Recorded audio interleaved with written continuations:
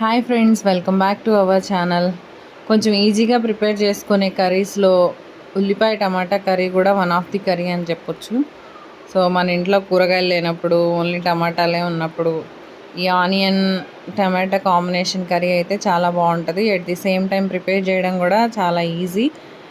ఒక onions cut చేయడమే కొంచెం కష్టంగా అనిపిస్తుంది, కానీ ప్రిపరేషన్ అయితే వెరీ ఈజీ.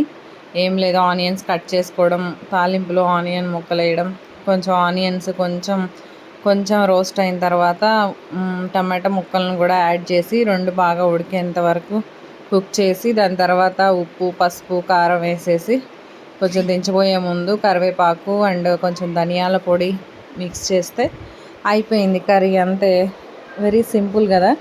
సో ఈ కర్రీ అయితే నాకు చాలా ఇష్టం. అండ్ దీనిలో బాయిల్డ్ ఎగ్ కూడా వేసుకుంటే ఎగ్ కర్రీ అయిపోతుంది. సో మీకు కూడా ఈ కర్రీ ఎంతమందికి ఇష్టమో ఒకసారి కమెంట్ రూపంలో కమెంట్ పెట్టండి. సో ఈజీగా ప్రిపేర్ చేసుకునే curry. Thanks for watching. For more videos please like, share, subscribe my channel. Thank you.